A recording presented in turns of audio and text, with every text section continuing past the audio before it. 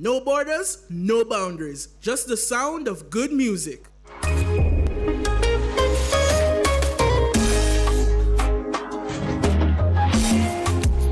Welcome back to Chasing Purpose. Thank you for joining us right here on the Bridge 99 FM. And before our global connection, we were talking about having these dreams, and not just having the dreams, but planning for the dreams. And we're just going to go through some steps on how we can, right?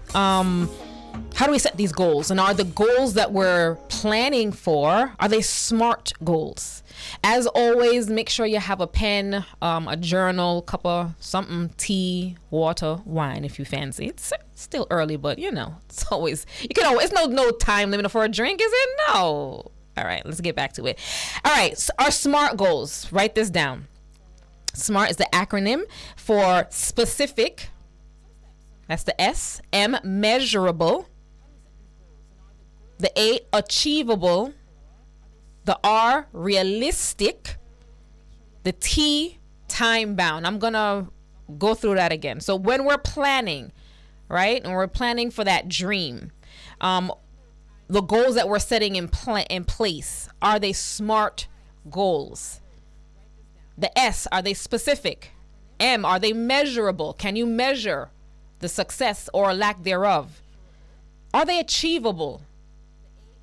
Sometimes we want to shoot for the stars, that we kind of, need to really make sure that we can, are they achievable? Can you achieve these dreams? And what do we maybe need to kind of do bite-sized pieces? Realistic. Some of us, like myself, big dreamers, our heads are in the clouds. We want to do everything all the time and get it done right away. But are we realistic with what our goals are?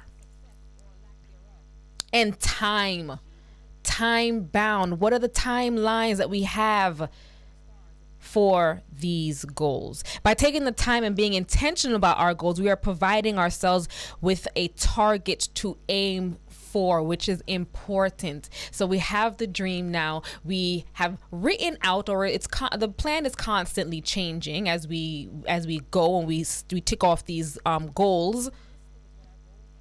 Or have we set it, and we're setting a target for ourselves? We're setting a target. So what are your goals? And remember to make them specific, measurable, achievable, realistic, and time bound.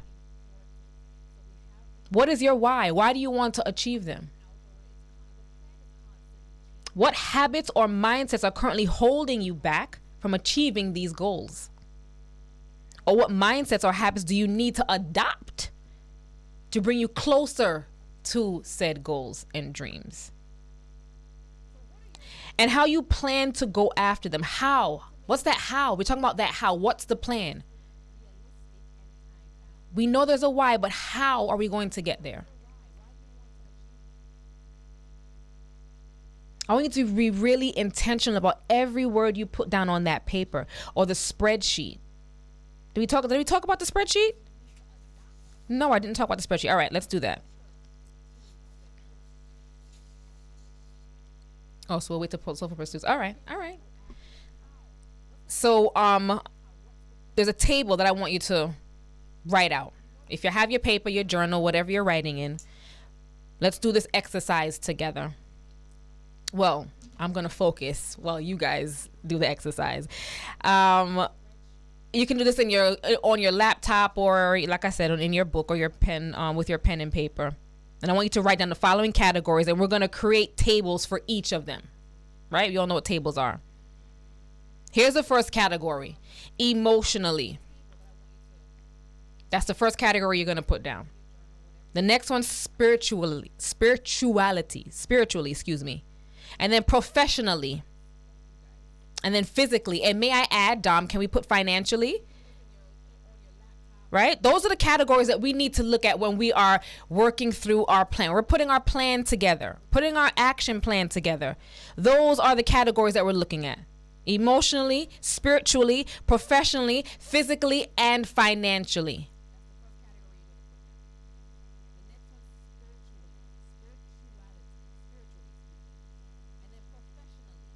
This is something that we need to be intentional about. Again, remember the top of the end of the year is right around the corner. We're just a few weeks, away from. So I'm sure that the vision boards are out. We're preparing ourselves for 2023 and all that it has in store for us. What's the plan? Start now. Don't wait till then. Start now.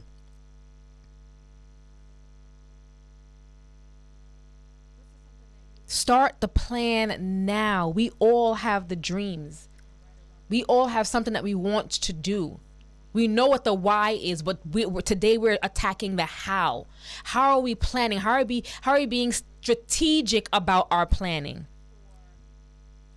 And when we look at whatever the dreams are and the goals are, these categories we need to be focused on because it affects everything.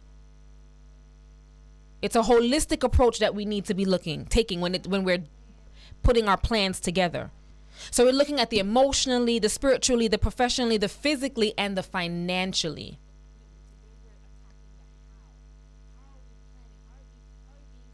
And I believe we have a video that goes along with what we're talking about from Steve Harvey, and it's called "Write Down Your Vision." Remember, I spoke about this during the Global Connection. Habakkuk 2, write the vision, make it plain so that others who read it can run with it. Because again, we can't do it by ourselves.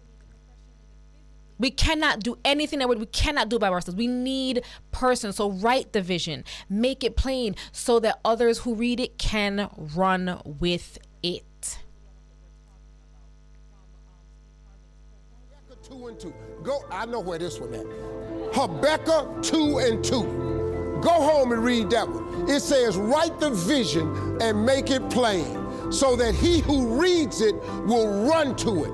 And even though it tarry, that means take a long time, wait for it, for surely it will come at an appointed time. Man, I'm telling you real now. 2022, let's talk. You know, the thing that just jumped out at me and what Steve Harvey was saying, which he was saying exactly what I was saying, which is the Bible verse, Habakkuk 2, right? What just jumped out at me with that video is appointed time. So we have the vision, we have the dream, we've written it down. We're putting in the work, right? So we've written it down and we're putting in the work, because remember, faith without works is dead. And it's just not happening. It's not coming to fruition the way we wanted it. The way we have it written down. It's not coming out. It's not happening fast enough. I know I am definitely one of those persons that lack patience. I have an idea. I tell it to someone. I write it down. I want it to happen right away. But how many people understand that nothing happens at the it doesn't happen until the appointed time?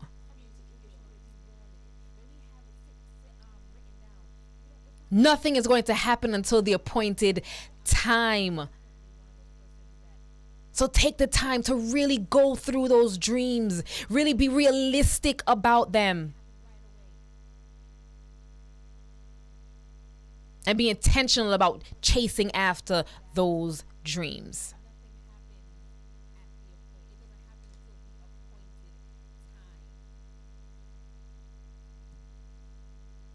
We are heading into our Purposeful Leadership segment, and this is where we talk about leadership. And remember, I tell you guys, it's not just about running a company or business. We are CEOs of our lives. So the information that you gather here, please, you definitely use them in your daily lives, I believe. We're talking about our Mindset Minute message for this today is plan for it. Plan for it. Whatever those dreams are, you understand the why. We always talk about what our whys here, but that how. How are we getting to those dreams? How are we actualizing the dreams? Our guest for this segment's Purposeful Leadership is a powerful strategizer and has accomplished many achievements because of this. Suwannee Cane is no stranger to leadership. She is an imaginative, vibrant, and dynamic leader who mobilizes large, diverse teams to action. She has 15 years of experience in management with a focus in marketing and communications, known for creating high-performance teams, driving excellence from end to end, and specialize in consumer-stakeholder connectivity, and highly energetic trailblazer and out-of-the-box thinker with the success mindset. She has earned senior leadership positions in a number of corporate giant companies, including the Gleaner Company, Red Stripe, and Grace Kennedy Limited, to name a few. Suwannee. Good morning. Super Sue Cane. How are you? I am fabulous. We were talking off air. I've known Suwannee now for 2 years, and how life is just kind of happening. Maybe a little more than 2 years, but life is happening, and 2 years has passed. But we're here now, Sue. Super Sue. Where'd you get that name from? You know, it got stamped on me from Grace Kennedy. Really? Yes, one of my colleagues at Grace just informally nicknamed me one day Super Sue, and it stuck, and it went with me from organization to organization till I've owned it. And own it she has. Okay, let's talk about a success mindset before we go into our plan for it and strategizing. What's a success mindset? For me, it's waking up every morning with purpose. It's determining what's your course of action for the day. It's planning the week, the month, the quarter ahead. Yeah. It is executing on plan, and it is making adjustment for mistakes and failures, learning from them and growing. Because mistakes and failures happen. They are part of life. They're par for the course. And they're okay. They are okay. In fact, they are human and they are good, because from that we learn. From that we learn. From our mistakes we learn. So, and I'm big on failing forward. Yes. Right. A lot of people, they fail or backward. they fail backward. It's kind of they fail and that's it. Yeah. That's it. No, but that's not what a success mindset are. And here on Chasing Purpose, on the Bridge, Irie Jam Radio, CGN, we have success mindsets here. So do you believe a leader is born or made? Good question. Congrats. You have just received a leader, said no doctor ever. The truth is, this takes us back to the age-old question Shakespeare said, some men are born great, some achieve greatness, and some have greatness thrust upon them. The truth is, whether you believe in the nature or the nurture theory, you recognize that we innately are born, so leaders are born, but they are born to be made. Their leadership trait grows over time through experiences with family, life, education, and crisis. And the greatest leaders are forged in crisis. Big facts.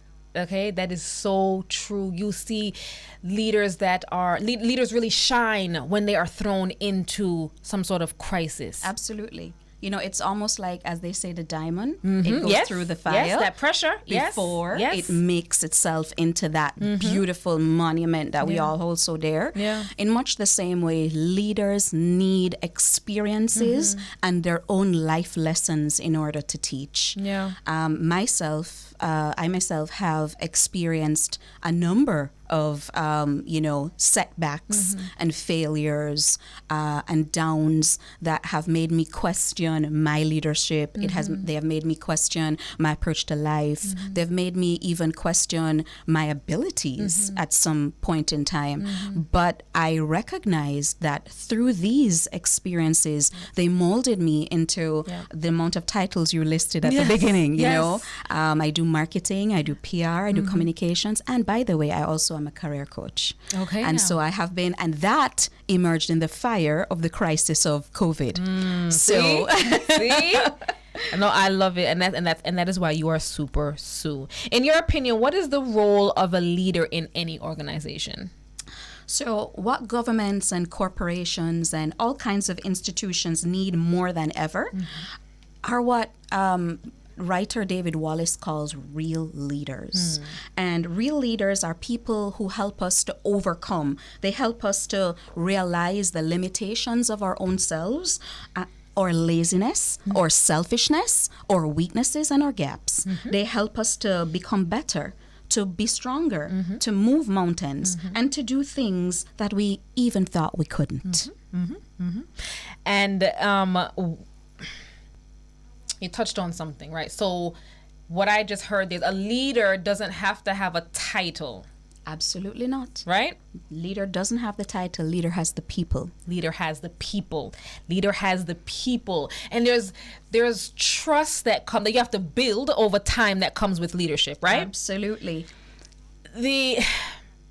Again, guys, when we talk about leadership, this is not just about corporation C-suite level, man. This is about At us every level. leading at every level. At every level. And wherever we are in our lives, showing Even up for if ourselves. we are the janitor in Yes. an organization, we can be the head janitor. Yes. We can Yes. mobilize. Yes. And yes. And each of us have a particular role to play. You see, Sintashe, the role of a leader, I often say, is founded on 4 key principles. And you're going to find this amusing, but I liken these principles to our animal friends, okay? The first one is persuasiveness, the cat. We need to be persuasive like the cat, who struts its stuff and is very confident do, yes. and knows exactly how to get what she wants. Yes, I have a cat. I know what you're talking about. The second principle is to listen and to listen keenly. I liken that to the dog. Very attentive, very loyal, very faithful, a true listener, and as they say, man's best friend. The third one is to have a goal. And when you have a goal, the world's your oyster. And that animal is the mouse. Imagine that little trap that often prevents them from getting the prize, the cheese, right? And you know that book, Who Moved My Cheese? Yeah. But that little mouse is so persistent because he has a goal. Yeah. And the last one, and probably one of the ones that's most dear to me, and I train on this regularly, is to be emotionally intelligent, like our good friend the gorilla. Okay? Said to be our primate cousin Yes. and has a DNA close to humans. In fact, their DNA is as high as 85. 75 to 85, while the human DNA is 85 to 115. So they're they're very close. very Yeah. close Yeah, to very us. close. They're very Yeah. intelligent creatures, and they're emotionally savvy, especially when protecting their own and their mankind. I actually really love that. So persuasive, the cat. Listen keenly. I hope you guys have your pens and your journals and you're writing these things down. Listen keenly, the dog.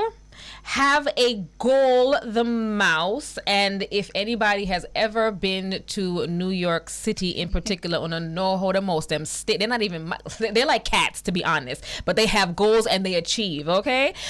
Emotionally, have emotional intelligence. That is the gorilla. I absolutely love that, and I'm going to adopt that.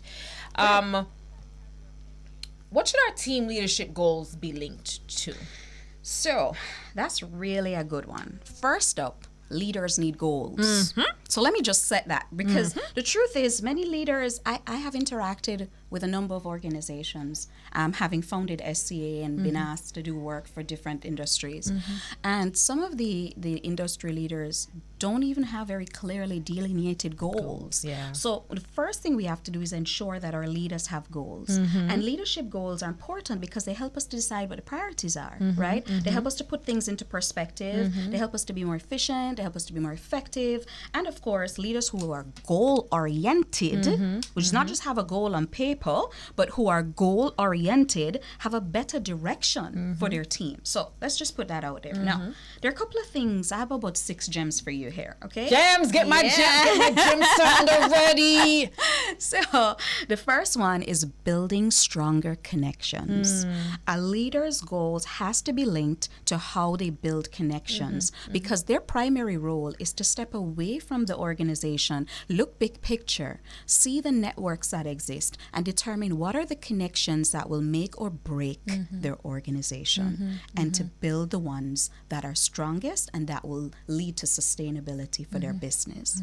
The second gem I have for you is being better listeners. Like the dog, we need to employ that listening because it taps into another skill set we call empathy. Yes. When we understand our community, when we understand people, no matter the level they are in the organization, we recognize that through listening to them and their voice, they feel empowered to be a part of the organization, to give you the support you need, and to buy in to the policies that you're trying to implement. Which is important. But if you don't listen, you miss. You sometimes miss Opportunities. Yeah. Absolutely. Yeah, The third gem is adapting to change. And COVID has taught us that, right? If we don't adapt to change, we're surely going to miss the A-ball. And, you know, many an organization, great idea, product or service has failed because we've not been able to adapt to change. I've seen examples of this in my life. Businesses that could not move with the 21st century needs that unfortunately just could not get to the next level because of the inability to adapt to change. The fourth one is bettering or mentorship. We need to recognize Very important. as leaders, we're not just operators of the business. We're not just the boss to delegate responsibility down, but we need to understand that even our team or members or departments, they need to get coaching. They need to be strengthened not only in their functional capacities, but also in those soft skills that are going to enable them to be better communicators and stronger supporters of our business. Can I also add to that it's not just our team members that need the mentorship. We as the leaders also too. We need to constantly be leveling up. Absolutely. You first me because it's going to get into that in a minute. But the truth is, we have to recognize the need for coaching and training. I guess that's why I went into this line of business, because I recognize that there is a need for it. The fifth gem I have for you is making smarter decisions. Now, that's a tough one, right? Because a leader can only work with the information in front of them. Nobody could have anticipated COVID. Right. Well, except Barack Obama from what he said. But the truth is, we didn't, you know. No. But with what we have in front of us, we have to be able to make smart decisions, not just in the interest of our bottom line, which we have to do because the business can't run without that strong bottom line. But we have to make decisions in the interest of our people, who we often call our greatest asset, but often do not treat that way. As them, as such. And so we have to make smart decisions that balances lives and balances profit. And the last one is accepting responsibility. And this is absolutely my favorite. Now, does this mean that you need to be the beating stick? No. But it does mean that when things go wrong, you ultimately are responsible. You step up to the plate, take ownership, and then chart the course for the corrective actions and solutions. I'm going to need you to read that again for me because for the people in the back. For people in the back that didn't hear that, read that again for me. Read that again for me. That last gem is accepting responsibility. We have to recognize that we have to step up to the plate and own up when things are wrong so that we can chart the course for corrective solutions and action to be taken. We're not going to stop and wait for us to be told what to do. We are going to own our business or process or team from end to end and ensure that we have the solution in place to deal with an action that went wrong or a decision that might have not been the best one at that moment in time. So those are the 6 gems I have, you know, on how we're going to link our goals to team leadership. Dom, I want to break these down and get them up on our social media. These are important. Again, guys, always make sure you have your pen here. We always sow seeds that we can all benefit from here on Chasing Purpose. So how important are leadership styles to our leadership strategy? Yeah, so as about important as our hearts pump blood throughout our body. And how many different before you even give me that answer, how many leadership styles, or can you break down maybe some leadership styles? I certainly will. Yeah. So there are about 6 of them. Okay. So the first one is the autocratic leadership style. This is the style that says, do as I say. Now, the do as I say strategy style is often misinterpreted as the boss and the monster and the person who is a dictator. Indeed, dictators arise out of the autocratic style. But the truth is, there are moments that call for an autocratic style. So it's not all bad.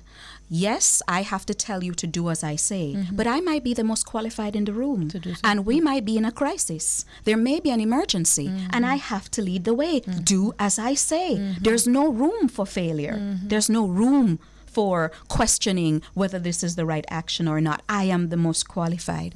And so that's the autocratic style. The second style is the visionary. Now, most people love this style. This style says, follow me. And you feel good because you feel a leader with a vision. This is a great person. Always good to have a vision. But there are pros and cons to everything. So for the visionary, sometimes you get caught up in the lofty goals and the big picture. You often forget the short-term realities. And so you have to manage, as a visionary, what is necessary in the moment from what is necessary for the long term. Okay? The third style is affiliative. And the best person I can think of to describe the affiliative style is Sister P. The affiliative style says, people come first. And that was our goodly first female Prime Minister, Honorable Portia Simpson Miller. She was all about the people, right? And truth is, the people come first is great for the people. Sometimes not so much for the business. Sometimes not so much for the process. Because you're always thinking about the people, which is a good thing. Yeah. But if you overdo it, as my mom would say, then sometimes you go the course of forgetting what's important. So you have to balance the lives and the profits. Again, I'll repeat that. You may hear that a couple of times. Yeah, I want to break that down, balancing the life and the profits. Absolutely. The fourth style is democratic. Now, the democratic style, and of course, we have the elections going on now, right? The democratic style says, what do you think? Okay, so that's great because we all get to give our input. We all get to buy into the process. Which I think is important, especially you're building morale as a team and so on and so forth. Absolutely. You want to seek the opinions of people because they help to contribute to the, the final decision. They feel good about approving. No problem. But again, time is everything. So when do you employ the democratic style? When you have the time to do so. And it means, as a democratic leader, you must be a good planner. Because if you're last minute, you cannot employ the democratic style. There's no time to ask, what do you think? Right. So planning is going to be very important there. The fifth one is the pace setter. Now, pace setting says, do as I do. And I've had to learn. 20 years ago, I can't believe it's 20 years ago. 20 years ago, when I was a young leader, I moved at the speed of light. Yeah, go. Yeah. That's how I got the name Super Sue, okay? Because I was all over the country. I was in everything. I was doing... It was difficult to follow me. I had a clash back then with one of my direct reports. I couldn't understand back then why I had such a negative, our relationship ended in a kind of difficult way at that point. And I realized later on that I was being the cruel pace setter because my pace was that much harder and faster than hers. And she couldn't follow. But it wasn't because she was a bad leader or because she had challenges. It was really because my pace was just too fast. And over time, I've had to manage to understand my audience, understand the persons who report into me. Can they follow at my pace? And when I was at the Gleaner Company, I had one whose pace was extremely fast and she could follow the pace. And then I had others in the same team who I needed to give the democratic approach, to give way in their opinions. I had to be an excellent planner. And in others, the visionary approach, because they were looking to me for leadership and guidance and the big picture. So in that one role, I employed multiple approaches out of what we call the leadership toolkit, because the wise leader knows which one of the tools take out of their toolkit and flex at the appropriate moment in time. The last and perhaps my favorite, leadership style is coaching. And the coaching style says, consider this. What's great about the coaching style is that particular leader allows the person to unearth their own potential. So they don't tell them, they don't drive it, they give them the opportunity and the tools to discover how great they are. I had one particular mentee I was coaching 2 years ago. I'm so proud of him. He's now in Canada pursuing his master's. And he knows himself. So if he's listening, he knows I'm calling him out. But when we started on that mentorship program, he was die hard a marketer, and he came in my direction because he thought that I was the experienced marketer that could help shape him into marketing. During the course of our mentorship sessions, he realized that he was a greater HR practitioner, and that unearthed throughout our sessions, and it's not that he liked marketing less, it's that he realized he had a new skill set that he didn't know before, and that's the power of coaching. And you were able to bring that out in him. And now he has multiple options to There you go. explore. I'm There so you proud go. of him. Should we involve our team when planning our leadership strategy? Absolutely. So, you know the name Jack Welch, right? So Jack said, before you're a leader, success is all about growing yourself. But when you become a leader, success is all about growing others. And the truth is, as I sometimes in my training sessions use this beautiful video of the beehive, right? And as our good friends, the bees, teach us, it takes the teamwork of the hive to build the honey. So your leadership strategy, it has to create an environment where everyone has an equal shot at advancing their careers while growing your business. Okay? An equal shot at advancing their careers at growing your business. Yeah. Now, what will result from that?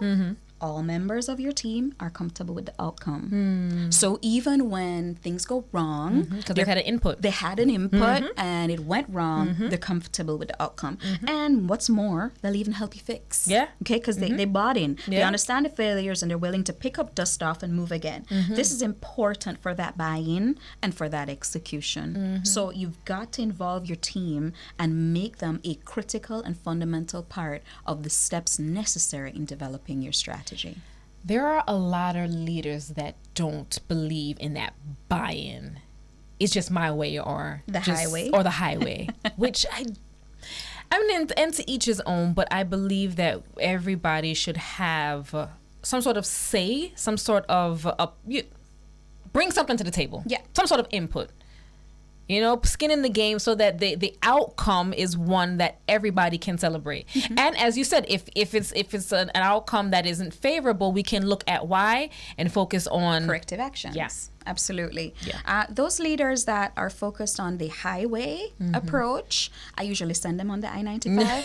But, the reality is that we need to make them recognize that old school way of thinking no longer works in today's world. In today's world, where the younger demographic has no time for that nonsense leadership style, which is what they call it, coupled with just the ever-present changes in the marketplace and all the general disruptors in the workforce, you've got to change your style. Yeah. It's time. And what more? You want to employ perhaps what we call an agile leadership style. The agile leadership style is one that recognizes the need of flexing and recognizes that, it may be the ultimate way to lead today's talent. Yeah, and today's talent isn't yesterday's talent. Absolutely They're very not. different. So we Absolutely do not. have to be agile in our leadership styles. Yeah. Take us through the top 5 steps you would recommend for anyone planning their leadership strategy. Yeah. So truth is, strategic leadership is an acquired skill. Okay. So the first thing you've got to do is develop yourself. You have Important. to develop yourself. Can I get a gem? That was a gem. That was a gem. That was a gem. Jeff JB is slow to the draw, man. So develop self means develop your core competencies. That's what it means. So I'm breaking down self, right? Because people think by developing self mean I go to church, I talk with some friends and a therapist. No, it's about developing your core competencies. How are you going to do that? You want to break down what are those things you're good at. And what are those things that you bring to the table, that skin in the game you're talking about, and sharpen them. So a lot of people don't know, I'm fluent in Spanish. That was actually my first degree. Okay. And my ability to speak Spanish and my ability to have a second language has been a core competency for you, me that yeah. has helped me in my business career. sure. Not only just to deal with Spanish speaking clients, but also it gives me perspective, you know, and allows me to see in different languages how things are received. I go back to the point of communication again. Yes. So that's one. Second step is, after you've developed yourself, your core competencies, you now want to develop your human capital, okay? You have to develop your people. Without good people, your business loses that personal touch that is the differentiator for CX, for customer experience to materialize. And believe me, robots don't do it.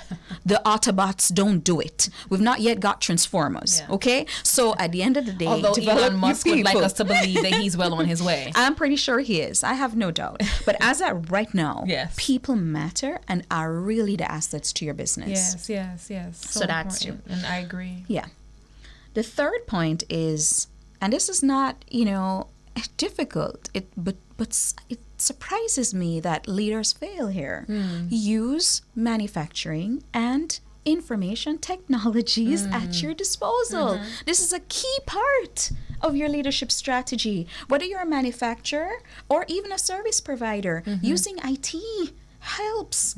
There's some people who don't realize that, you know, you have to, the adaptability to change. So there's still that thought, old broom sweep the corners best. Yes. But that doesn't work in today's Yeah, world. yes, this world is, it doesn't. We don't shifting, have. In fact, we don't use a broom. Yeah. No, we use a little vacuum You know, robot thing. That's the point. And so What was that, AI? AI, Yes. right? You know, and we have to upgrade, we have to renovate, and we Yeah. have to innovate. Yeah. So that's Yes. going to be a key part of your leadership strategy: Yes. upgrade, renovate, innovate, and that's on using manufacturing and information tech, right? The fourth step is, and perhaps, you know, one that's really, really dear to my heart: employ out of the box ideas. Yes. In fact, Yes. throw away the box and lose Yes. the key. Yes. Because the Agreed. truth is, you know, it just, the world is, we're inundated in information. But, oh gosh, oh my yes. God, it's information overload. And so things will get stale quickly. You know, you can pick up when things are recycled.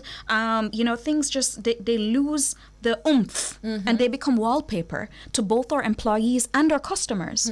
And so you want to ensure that new ideas and new strategies capture the attention and conversations that will help your brands and your business to grow. Okay? All right, there's a lot to unpack there. Yeah. Those that persons that are kind of stuck in there with the old broom sweep corner, that because there are a lot of people, leaders, that are still kind of there, and they're afraid of technology and all that stuff. Although we are in a world where right now, if I have my tablet, yes, my phone, like, everything. exactly. You know, everything is just kind of you know, here, I have the paper, you know? but that's backup if there's failure. Yeah, It's but like, see, I still like the paper.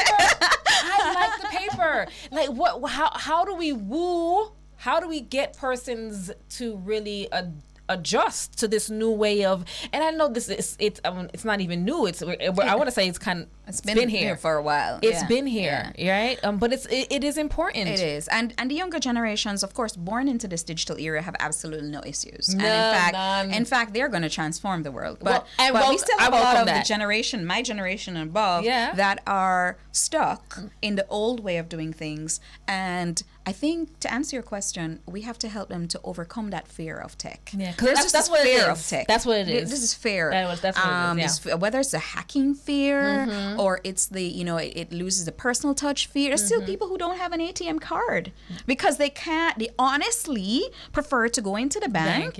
You know, that's stuff though, guys. Come on, come with us on this side.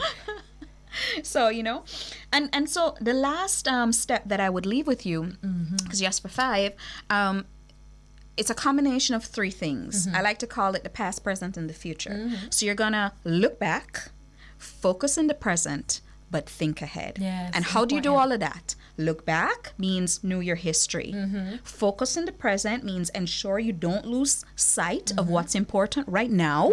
Okay, that's your short term. But think ahead, because great leaders know that they have to think ahead Yeah. to prepare even just for succession over competitive. Yes, because advantage. succession planning is not something that really is on the table. We don't really think about that. No, I've asked a couple of my clients about succession planning, and it in some cases it was a taboo topic. In other cases, they they skirted, and in other cases they just came out right and said, Sue, honestly, we're not there yet, but we will work on it. Thanks for your guidance and so Yeah. on.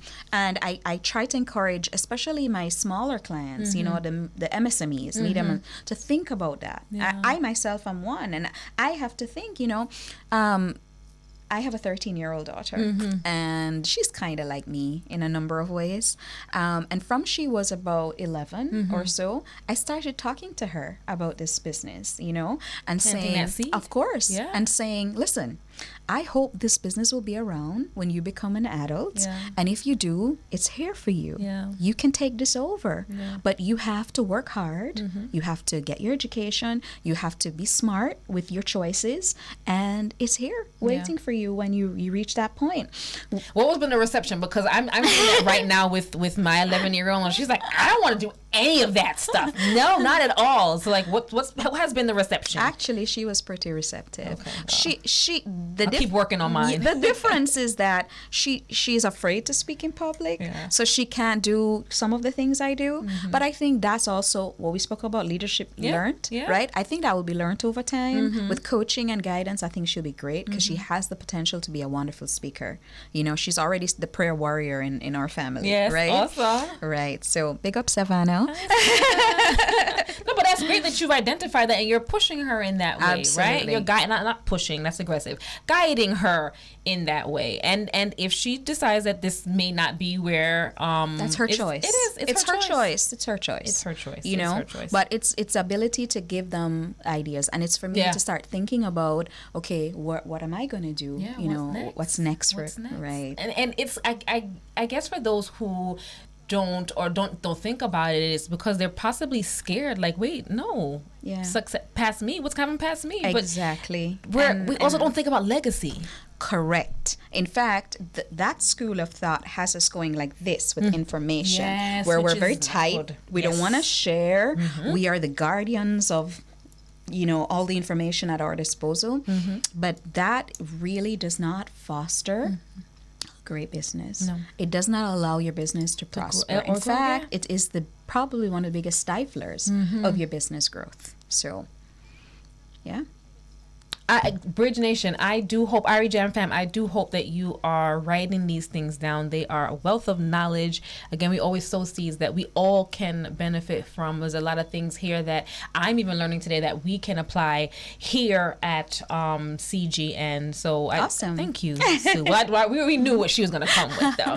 How can new leaders ease themselves and their teams into the transition of this new role? Yeah, so it isn't easy. The first thing is to recognize that a new leadership role, especially if you're a new leader, not like you're transitioning from leadership to a different leadership role, but as a new leader, the first thing you have to do, either for yourself or for your employee that is becoming a leader, is to let go of the previous role. That's the first thing.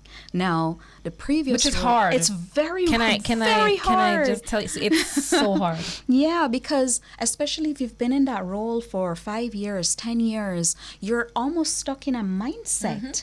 And so you have to let go of that previous role in order to take on new, fresh. It's almost like when you're migrating, you have to leave the country. You can't be in another country and your still- country yeah. at the same time. So think about it in that way and let go. The second thing is, people who were once your peers but are now your direct reports, there's often that conflict, especially if you're younger and they're older. And so transitioning into that role of being their leader, it takes understanding their pain, understanding if they wanted the leadership role, understanding if they respect you as a leader, and understanding what they want next. And I think once you do all of that, then you'll start to put some tips together for yourself or for the person in that position and help them to wade through dealing with those persons who are now their direct reports. So you have to coach and talk and guide. And on that note, it's learning the difference between being a leader and just a manager. You know that the difference between a leader and a boss? Yes. Right? Yes. Boss has a reputation, leader has the people, right? So you want to make sure you learn that very distinctive line between leading and managing, okay? And then, as we spoke about earlier, learning from failures and mistakes. That's also important in the transition process. What went wrong before you? What happened to affect people, and what do you need to do now? Also, what were some of the mistakes you made in the past? Like how I spoke about my pace setting style. I learned how to adapt and grow in a leadership role. I understood the difference between managing for my brand and managing for my team. And I had to take a different approach when dealing with my brand's business versus dealing with the team that reported to me working on that brand. You know, I digress a little bit, but I go back to my Heineken days when I had to work on some beautiful projects. One of my favorites was this project called the UEFA Champions League Trophy Tour, right? And, you know, I was very proud of that project because it was the first to the Caribbean, first to Jamaica under my leadership. And I won a bid that got it here, which was so that in and of itself was powerful for me. And then we had several, you know, accolades coming out of it. You know, how we launched it in Jamaica was monumental. We took it to the top of Strawberry Hill. Oh, wow. And we took not just the trophy, but Smile Jamaica. Nice. TVJ, Smile Jamaica to the top. And at that time, it had never gone up there before. So this was it was a first in many ways, you know. And I was like, Lord, please don't make it go wrong. Please don't make it go wrong. Yes. And then, you know, we got awards for the best introduction of the trophy. Awesome. Yeah.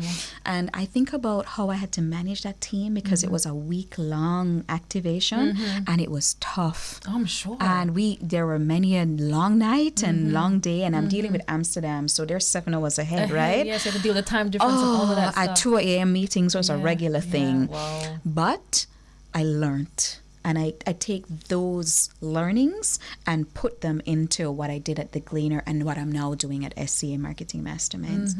And the last thing is mentoring and coaching. Yeah. Very important in important. easing that It transition. It is. So. What happens, or what do you do as a leader when someone that you identify could step into a certain role or could be doing better, you see potential in them, but they're not receptive to the guidance or the mentoring? What do you do? There is no cookie cutter approach for each person in that situation, and I have seen a few. I've had to take various approaches. One of them is the white slate approach, which is I take them to a safe space where we literally have white paper in front of us and we have to design the way forward together, okay, which engenders their buy-in. Then there are other approaches where it requires a conversation because we can't even get to white slate yet. We need to first have those conversations. We need to sit together. And there were some difficult people I had to deal with over the years who even wanted to avoid the conversation, some of whom took things personal. So Sue was always attacking them, you know, but that was never the case. It was always trying to get the purpose. It was always trying to get cause. You know, it was always seeing the potential, but you're not fulfilling your potential. What I'm most pleased about are the persons who have been under my tutelage, who I have been successful in coaching over the years. They often come back, and some of them are here in Jamaica, and many of them are overseas. And they respond and send me love notes all the time. Say, you know, Sue, if it wasn't for you, I wouldn't be the leader I am today. Awesome. And I've seen them in different industries, and it touches my heart to know that I can have that positive impact on people. Because that's my life goal. I'm all about that purpose-driven kind of approach to leadership and ensuring that I impact people positively. impact people positively, something that we here also are very important. It is very important to us at CG. And where can our followers find you? I can't believe it's 11:51 already. Yeah, time flies. Time flies when we're having fun and getting good information, guys. Time flies. Where can our followers find you? So you can first of all, I adopted the Super Sue for real. Yeah. So I'm at Okay, Super Sue for real on Instagram. That's how that name came So about. the Super Sue FOR or number 4. Okay. Right, so at Super Sue for real, and that's on Instagram. I'm also Suwannee Cane on LinkedIn, and my business is sca.marketingmasterminds for Instagram, and SCA Marketing Masterminds on LinkedIn as well. Well, Sue, I certainly learned a lot. I'm not surprised though. Bridge Nation, please reach out to Sue, especially if you are a young leader in the business and you want the guidance, the coaching, the mentorship, which is so important. And even if you've had years in business and you just want to level up, reach out to Super Sue. And it's SCA Marketing Masterminds on social media. Sue, thank you, darling. I appreciate you. I've given you homework. We spoke off the air. Sue has homework. She's gonna come back. Yes. I'm putting business out there. Part two. Sue has homework. But thank you as always.